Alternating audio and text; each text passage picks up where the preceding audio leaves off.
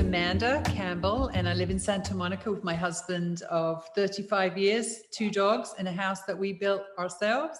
Get out. And yeah, we bought it in the early 90s. So we are musicians. My husband's a bass player and I'm a singer. When I was a kid, I used to sing all the time. Like I love Sound of Music. Oh my God. I used to had the record over and over and over and over. And I used to sing to, my aunt is only 10 years older than me, and my mom used to make her take me out with her, and I used to sing, "She loves you, yeah, yeah, yeah," you know, to all these, you know, teenagers, these 16-year-olds. And then something happened and I didn't sing, and I was very shy, very self-conscious. And I tried out for choir, and I think I was like 11 or 12, and there was one note out of my mouth, and the choir teacher got me by the elbow and sat me down, and I went, "Don't let anybody ever hear you sing again." And so I always sang, but I never let anybody hear me, like sing in the car, sing in the shower, sing at home. I would do this, you know, I just wanted to sing. I adored singers. I worshiped singers. I grew up in a house where they played jazz, Sarah Vaughan and Billy Eckstine and all that. And I wanted to sing. And I guess one day that desire just you know, and my husband for his 40th birthday got that bass there, that stand-up bass. Cool. And we had this party. He didn't want to have a party, but we had a friend whose birthday was about 2 days before or after, and she said, "Oh, let's have a joint party." So he said, "Okay, then we'll have a party." And she wanted to have a karaoke party, and I was like, "Nah, that's kind of..."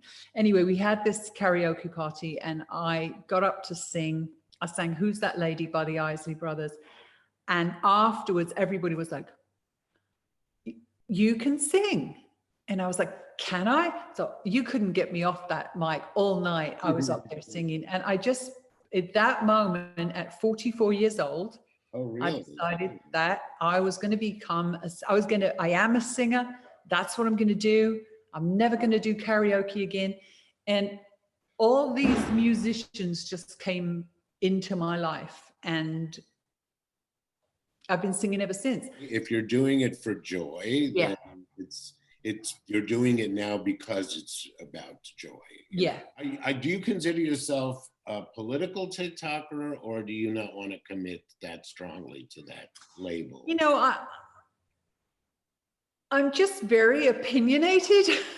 For sure. That's why you're here. I just thought, you know, if only I had a place where I could be completely anonymous. Nobody knows who I am. I don't know anybody, and I can just say what I want. And I thought, wait a minute, I'm on TikTok. I can do that. And the first video that I had that sort of took off hadn't been on long, but I said, basically, I got a message on Facebook from a woman I know in Texas, and she said to me, "Please pray for our president, Trump. For he's the only one that can save Christianity." And I said, my fucking head was going to explode. And this is a friend of yours? It's someone I know. Oh. You know, it's someone I knew for a job that I had for like 20 years. And I just, my head was going to explode. And I just made this little video in the dog park, which was where I make most of my videos. And it just exploded. And then I thought, I have to tell my husband I'm making videos, because in case someone says, "I've seen Amanda on a TikTok video." And I said, "I've got a confession to make. I'm making videos, and one of them's got like 200,000 views." I mean, I am very, very passionate about pro-choice, and I am an atheist, and I'm like really can't. You know, I mean, I wouldn't say I guess it is political. I mean, it's just like everything is political now, isn't it? I mean, Black Lives Matter shouldn't be political. Healthcare shouldn't be political. Climate change shouldn't be political. Wearing a mask shouldn't be political, but it is. It has become political. So it's almost impossible not to be political. And, you know, I think because I grew up in the 60s, and I grew up with Marvin Gaye writing protest songs and Bob Dylan writing protest songs and the Isley Brothers. I just always felt like that was what your music was for. And I've never shied away. One of the first songs I recorded, and I'll tell you a story about how I got into music, because that's a little interesting story, but one of the first songs I wrote was Mother Nature, which is about the planet. And the last one that I wrote that has just been released is called Our Eyes Tell Us Lies, Eyes Tell Us Lies. And it's basically about how we should close our eyes if we really want to see someone. Right. You know, because they tell us lies and we just judge people, and it's about Black Lives Matter. So to me, it's like, I can't separate life from politics, like from life from purpose, life, like that's what gives life meaning to me. That's how I feel about it. Like if I'm not working towards something, you know, and in the past it was like the house, the car, but it's now got all that and had all that for a long time. It's really become about, like you said, like, what am I going to leave behind? I don't have children. I've never wanted children. So what am I going to leave in this world? And I appreciate that there's such a diverse ages and races and, positions. And, it's funny, I've been invited now twice because of TikTok to be a guest on a conservative podcast. Oh, yeah. Because I actually think that it's not that we should never talk to those people again, but I have definite opinions on the people that are just psychotic. Yes. And as you should, if it's silence, it makes you complicit, right? I mean, that's how I feel about it. It's just exactly. Like the thing that happened, and it was just yesterday, he said, he was saying, well, what do you think about those people? But I said, anyone that's Republican that doesn't think that the people who did the insurrection, the ones that went in the building, I'm willing to give the ones that didn't go into the building as they were protesting. I'll give them that, okay? The people who made the decision, like life is choice, like in the whole spiritual beings of who we are and our teachings, and as we grow and as we understand that life is choice, and that whatever's happening for you, somewhere in there, you made that choice. If you decided to go in that building and this is what you think was okay, you either need to be on lithium or electroshock therapy or lobotomized. And there's no other way to think about that. We're not going to talk these people off the ledge. That's right. No. We're not going to be able to sit and go, okay, well, what made you so angry? I really want to know. You know what I'm saying? You can't, that's not happening. No. I mean, where do you start with people that think there are lizard people drinking children's blood? I mean, it's just, it's. You start at a lobotomy farm. Yeah, right. Way back, you know what I mean? Yeah, it's really, I mean,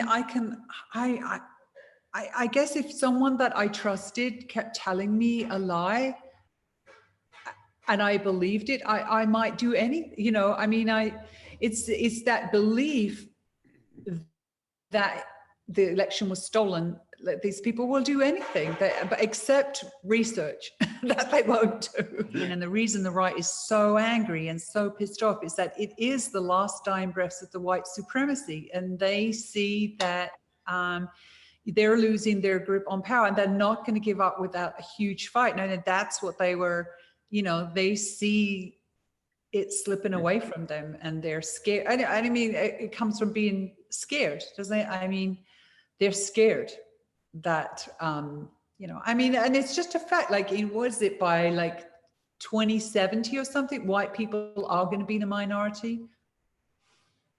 Again, growing up in the 60s in London, like everything I saw was, it was Stevie Wonder, it was Jimi Hendrix, it was the Jackson 5, it was the Harlem Globetrotters, it was, it was Black culture was American culture. And I just thought, well, so I equated Black people with being cool, And my best friend is Black, and I was buzzed to an all Black high school from where we were living. And yeah, I mean, I totally understand. Well, also, I've been the recipient of anti-Semitism since I was very young. In spite of the fact that my family survived the Holocaust, they of course move us to a town with few Jews, and here I am, you know.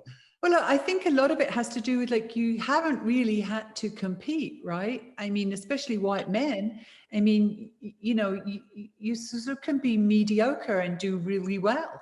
So if it's a level playing field, then you have to step up to the plate. I think that's where the fear is. You know, when you start realizing that, you know, without 3 Black women, we would never have landed on the moon, or, you know, yeah, it's just like, if everybody has the same opportunities, then white people cannot rely on their whiteness anymore. And that's the scary part, I guess. Yeah. So quite by accident, I read like a dozen, but well, first it started off with Schindler's List. I read Schindler's List and hadn't read that, hadn't seen the movie. Sometimes, you know, it's too harrowing, I can't. And then I started reading all these books about World War II. And you know, I grew up, I was born in 61, so I wasn't born that long after it was over. And, you know, my dad was in London during the Blitz, and my mum was evacuated, and my granddads went to war and all of that. So I'd heard it was always in the background.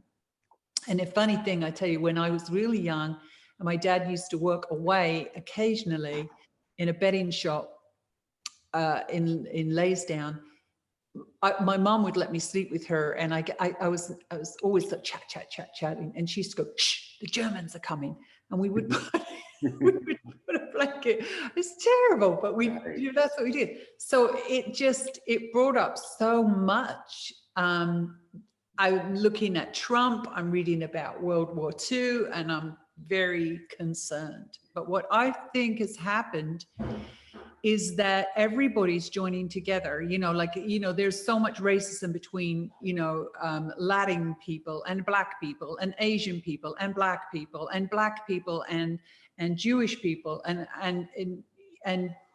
what we're seeing is that everyone is going, oh, you know, no, there's a common enemy, and it's white supremacy. And we're just waking up to the point that, you know, we all come together and fight this. And I think that's what I see happening on TikTok. I see Asian people posting, look, we have to stand with Black Lives Matter.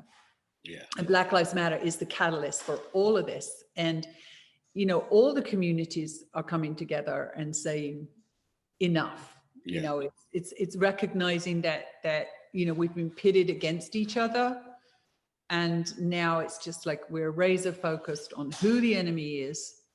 And there's power in that, you know. I mean, even the French had a revolution, you know. Yeah, 100%. I see it in the young people especially. Okay, thank you. Bye, honey. Bye.